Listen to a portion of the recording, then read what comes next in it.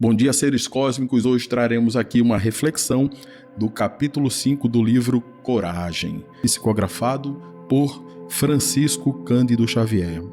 O capítulo 5 ele diz: presença de luz.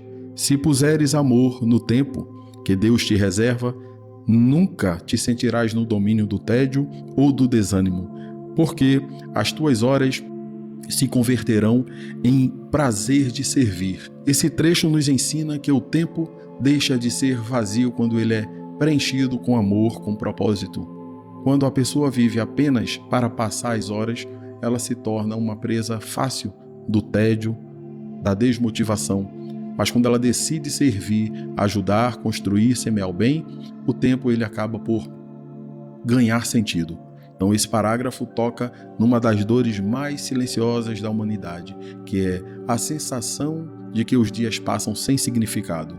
Muitas vezes não é falta de tempo que adoece a alma, mas é a falta de sentido dentro do tempo. O amor, quando colocado nas pequenas tarefas da vida, vai transformando o comum em sagrado. Então o tempo ele deixa de ser um peso e passa a ser uma grande oportunidade. Existem pessoas com muitas horas livres e ainda assim se sentem vazias. Outras vivem atropeladas, dias intensos, cheios de compromisso e mesmo assim carregam dentro do coração a paz. A diferença não está na quantidade de horas, mas na qualidade espiritual com que essas horas são vividas. Na vida real isso pode ser aplicado quando alguém decide colocar amor no que faz, num cuidado com a família, numa mensagem enviada a quem sofre, num abraço, num estudo realizado com dedicação, numa tarefa simples feita com muito boa vontade. Quando fazemos isso, até o dia mais comum ele ganha aquela beleza. É como uma vela acesa no quarto escuro. O quarto ele é o mesmo, o espaço não mudou, mas a presença da luz muda completamente aquela experiência. Assim também é o amor dentro do tempo. Ele não aumenta as horas, mas ele ilumina o modo como vivemos cada uma dessas horas. Em verdade, o tempo com amor não pesa, ele simplesmente floresce.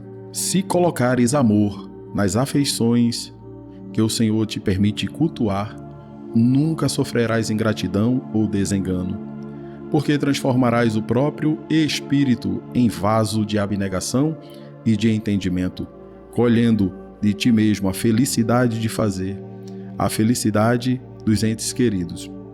Então, a mensagem central aqui é que o amor verdadeiro não deve ser baseado apenas na lei do retorno, do reconhecimento ou mesmo de expectativas, porque quando nós amamos de verdade, com maturidade, nós aprendemos a encontrar alegria no próprio ato de amar e não apenas na resposta do outro. Então, esse segundo parágrafo é profundamente humano, porque ele fala sobre um dos grandes sofrimentos da vida, que é a decepção afetiva. Muitas dores, elas vão surgindo quando nós amamos esperando a recompensa, a gratidão imediata ou muitas vezes aquela correspondência perfeita. Então Emmanuel, ele nos convida aqui a um amor mais sublime, um amor que compreende, que acolhe, que serve e não se destrói diante das limitações alheias. Isso não significa aceitar abusos ou apagar a própria dignidade. Significa compreender que amar também é amadurecer internamente. Porque quando o coração cresce em entendimento, ele sofre muito menos com a imperfeição dos outros, porque já não ama apenas para receber, ama porque naquele momento escolheu ser fonte de amor. Então, nesse entendimento, você pode dizer que isso vale para pais e filhos, amigos, irmãos, casais e até colegas. Muitas vezes a maior paz nas relações nasce quando trocamos essa cobrança pela compreensão e respeito, a posse pelo cuidado. E nem sempre o outro vai saber demonstrar amor como nós esperamos, mas isso não diminui a beleza de termos amado com sinceridade. Não precisa ser como o outro espera de nós. Existem mães que passam anos cuidando de seus filhos sem ouvir a metade das palavras de gratidão que elas merecem. Ainda assim, elas seguem amando. Por quê? Porque descobriram que o amor, quando ele é verdadeiro, ele tem uma força que ultrapassa o reconhecimento humano. Ele encontra dentro de si mesmo, em sua atitude, a grande recompensa. Porque quem ama de verdade encontra no próprio amor a sua colheita. Continuando, se cultivares o amor na execução do dever que a divina providência lhe atribui, nunca experimentarás cansaço ou desengano, porque o trabalho se te fará fonte de alegria, na alegria de ser útil. Esse momento, ele mostra que o dever, quando vivido com amor, deixa de ser apenas aquela obrigação e passa a ser um tipo de missão. O trabalho não precisa ser somente trabalho de esforço, ele pode se tornar expressão de dignidade, de ética, de serviço, de realização interior. Muitas pessoas associam dever a peso, a rotina, a sacrifício, mas aqui somos convidados a enxergar o dever por outra lente, a de quem compreende que ser útil é uma grande bênção. Então, quando nós colocamos o amor naquilo que fazemos, o trabalho ele deixa de ser somente uma exigência externa e se transforma em uma forma de participação no bem. O cansaço físico, ele sempre continuará existindo, porque somos máquinas biológicas, mas o desânimo espiritual diminui quando nós compreendemos que nosso esforço possui grande valor. O ser humano, ele suporta muito mais quando sabe por que está fazendo e a quem ele está beneficiando com aquilo. Isso pode ser levado para o estudo, para a profissão, para os deveres de casa, para o cuidado com seus pais, com seus filhos, com a própria comunidade. Até as tarefas mais simples, elas ganham outra dimensão quando a pessoa percebe que servir também é uma forma de iluminar o planeta. Imaginem um professor que chega cansado em sala de aula, mas decide ensinar com a sua entrega, porque sabe que pode marcar a vida de algum aluno, de alguma aluna. Talvez ele nem veja o fruto naquele dia, naquele momento. Mas anos depois, aquele aluno se lembrará de uma palavra certa, de paciência recebida, da inspiração que mudou a sua história. O amor no dever, ele nunca se perde. O dever com amor, ele deixa de ser um peso e se torna uma grande missão na nossa vida. Se aplicares amor nos recursos verbais que a eterna sabedoria te confere, nunca te complicarás em manifestações infelizes, porque a tua palavra se transubstanciará em clarão e em bênção, naquilo em que te expresses. Aqui a grande ideia, a ideia principal é que a palavra, o verbo, quando guiado pelo amor, ele se torna um instrumento de luz, de paz, de cura. A fala humana, ela pode ferir profundamente, mas também pode consolar, pode orientar, pode abençoar. E nesse parágrafo, Emmanuel nos lembra de algo muito atual, a responsabilidade espiritual daquilo que nós falamos. Uma palavra impensada pode abrir feridas difíceis de fechar. Por outro lado, uma palavra certa, dita com amor, pode sustentar alguém em um momento decisivo da sua vida. Nós vivemos num mundo em que muitos falam sem sentir de verdade, opinam sem cuidar e reagem muitas vezes sem refletir. Então, eu mesmo hoje ando buscando o silêncio dentro e fora de mim. E Emmanuel nos convida a santificar a fala, a transformar a palavra em ponte e não em arma. Quando o coração ele está cheio de paz, a boca se torna extensão de luz interior. Então, na prática, isso serve para tudo. Conversas de família, redes sociais, amizades, ambiente de trabalho, sala de aula. Antes de falar, você vale perguntar: o que eu vou dizer constrói ou destrói, cura ou machuca, aproxima ou afasta? Então, às vezes, uma pessoa ela está prestes a desistir por dentro e não conta a ninguém, fica em silêncio.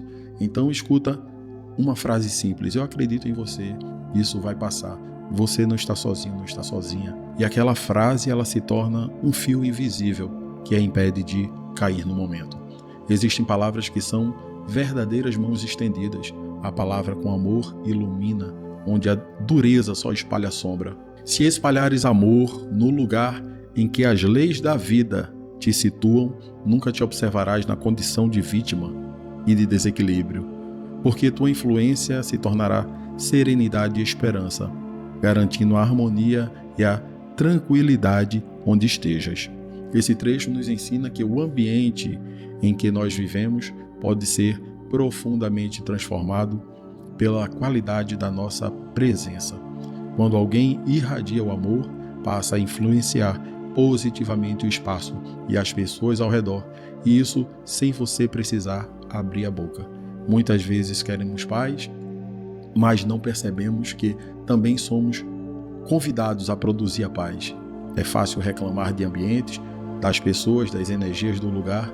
Mais difícil e mais nobre é tornar-se um ponto de equilíbrio dentro do caos. Esse parágrafo aqui ele nos ensina que a verdadeira espiritualidade ela não foge do mundo, ela melhora o mundo por onde ele passa, por onde pisa. A pessoa amorosa não é aquela que vive sem problemas, mas aquela que não multiplica perturbações. E hoje ando de verdade buscando não multiplicar as minhas perturbações. Em vez de incendiar conflitos, vai e acalma. Em vez de espalhar medo, semeia a esperança. Em vez de piorar o ambiente, oferece uma presença curadora.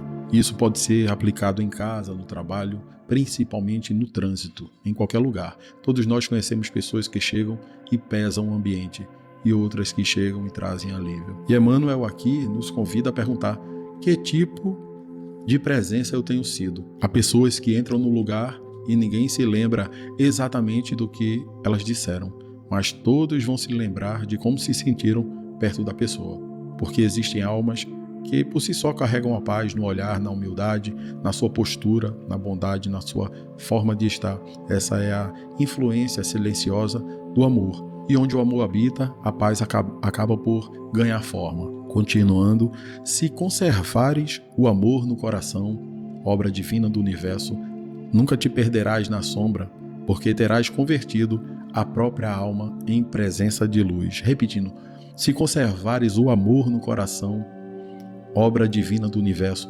nunca te perderás na sombra, porque terás convertido a própria alma em presença de luz. Essa síntese final aqui ela é bem poderosa, porque o amor é a força que ilumina a alma e impede que a pessoa se perca espiritualmente.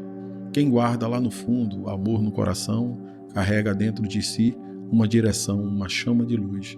Então esse último parágrafo é como uma conclusão luminosa de tudo que foi dito antes. O amor aparece aqui não como um sentimento frágil, mas como um princípio divino, uma força orientadora, uma proteção interior. A sombra, ela existe no mundo. A dor, a perda, medos, conflitos, e existem noites escuras da alma. Mas quem preserva o amor dentro de si não se entrega totalmente à escuridão. Totalmente. A pessoa pode chorar, atravessar lutas, depressões, se sentir cansada, vacilar em alguns momentos, mas se ainda assim conserva amor, ainda conserva luz. Porque o amor, ela é a grande linguagem que nos aproxima de Deus dentro de cada um de nós. Ele nos realinha, ele nos reconecta e nos devolve ao sentido maior da existência. Então essa mensagem aqui do livro Coragem, de Emmanuel, psicografado por Francisco Cândido Xavier, serve especialmente para esses tempos difíceis de guerra, quando tudo parece incerto, o amor continua sendo a grande bússola segura. Amor pela vida, pelo bem, pela verdade, amor por Deus, amor pelo próximo, por si, pela própria consciência. Então imagina alguém atravessando uma estrada escura durante a noite, sem enxergar quase nada ao seu redor. O caminho é bem difícil, o medo está instalado, mas a pessoa carrega uma lanterna acesa. A luz, ela não ilumina a noite inteira de uma vez, mas ilumina o suficiente para o próximo passo. O amor é essa lanterna da alma. E quem guarda o amor no coração nunca caminha totalmente sozinho e muito menos no escuro. Então nesse texto Emmanuel nos mostra que o amor não é só aquele sentimento bonito, né? Ele é uma força transformadora. Ele muda o nosso tempo, ele vai purificando nossas relações, dá sentido no dever, ilumina as nossas palavras, harmoniza a nossa presença e, acima de tudo, impede que a alma se perca na escuridão. No fim, a maior mensagem de presença na luz é esta: onde o amor permanece, Deus continuará brilhando eternamente. Se você gostou da nossa mensagem, se inscreva em nosso canal, curta e compartilhe as boas novas dessas grandes almas que vieram realmente acalentar a nossa dor terrena. Um grande abraço, tudo do bom e do melhor.